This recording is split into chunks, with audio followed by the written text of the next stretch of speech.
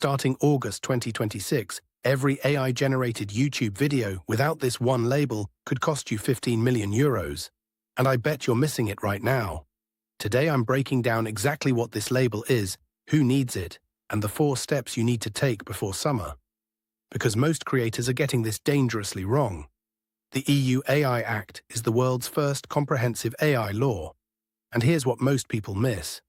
Parts of it are already in force. Since February 2025, certain AI practices are banned in Europe. Social scoring, emotion recognition in workplaces, mass biometric surveillance. All illegal right now. Since August 2025, companies like OpenAI, Google, and Anthropic follow new rules for their large AI models. Documentation, copyright transparency, safety testing. But the date everyone needs to circle is August 2nd, 2026. That's when Article 50 kicks in. The transparency rules, and this is the part that affects every single content creator who uses AI. So what does Article 50 actually say? If you publish AI-generated content, you have to label it, both visibly and in a machine-readable format. That means your AI voiceovers, your AI-generated video clips, your AI thumbnails. All of it needs a label. The technical standard being pushed is called C2PA. It embeds cryptographic metadata directly into your files, like an invisible digital signature proving where the content came from. Adobe, Microsoft, Google, and OpenAI all back it.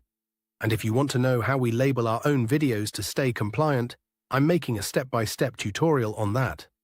Subscribe so you don't miss it. Now here's where most creators get confused. The law splits AI into 4 risk levels. And I'm going to show you exactly which one applies to you.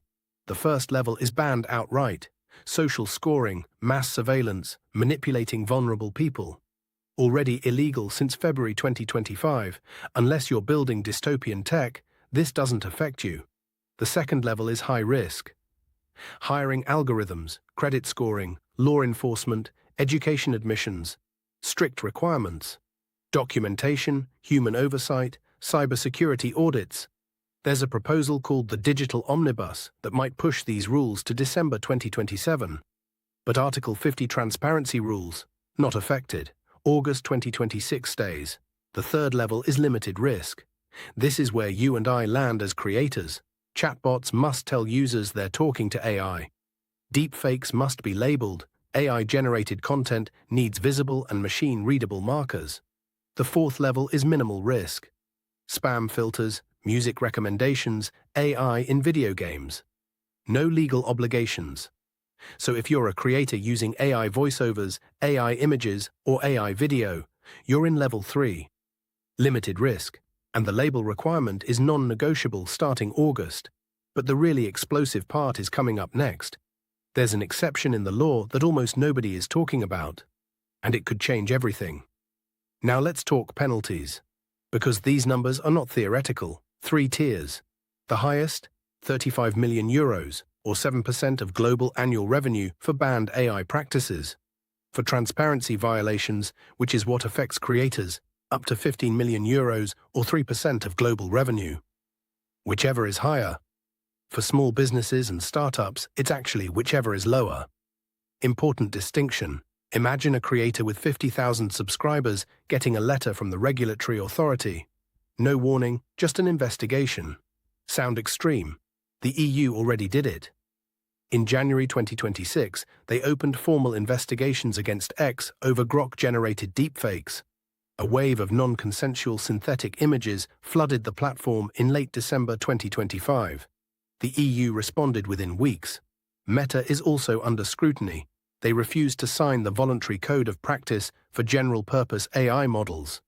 Their llama models are under increased oversight. If this is opening your eyes right now, hit subscribe. It takes 1 second, and it means you won't be caught off guard when the rules take effect this summer. Speaking of llama, many people think open-source AI gets a free pass under this law. It doesn't. The EU's definition is strict. If you monetize through enterprise licenses like Meta does with llama, you don't qualify. And any model above a certain compute threshold faces full compliance regardless. Now here's what almost no video about this topic mentions. Article 50, paragraph 4, the human editorial review exception. If you review your AI content, edit it, and take editorial responsibility for publishing it, you may not need to label it. But I want to be honest with you, this exception is controversial. Legal experts disagree on how broadly it applies. The code of practice won't be finalized until June 2026. My recommendation, label your content anyway. Better a label than a seven-figure fine. Let's zoom out globally. The EU is not alone. China actually has stricter AI labeling rules than Europe.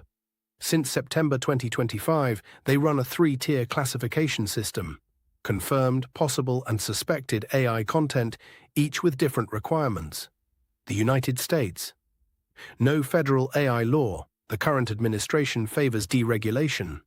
But here's the catch. The EU AI Act has extraterritorial reach. If your content reaches EU audiences, this law technically applies to you, wherever you are. Here's your four-step action plan.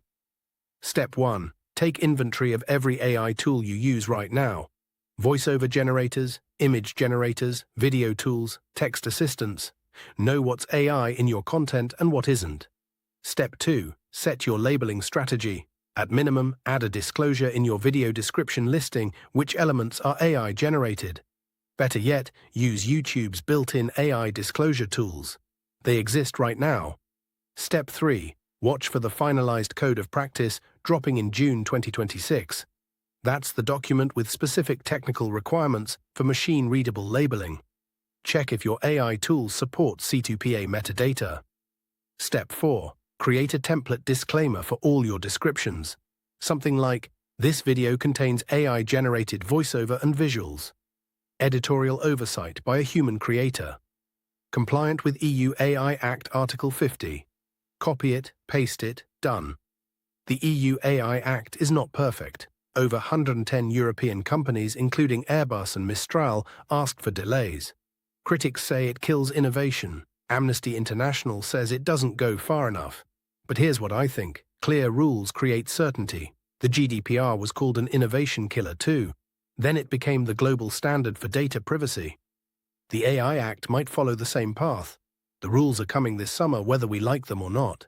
The creators who prepare now will have a clear advantage over everyone who scrambles in August. I'll be analyzing the code of practice the moment it drops in June. Subscribe now so you get that update first. Which of the 4 steps are you starting with? Let me know in the comments.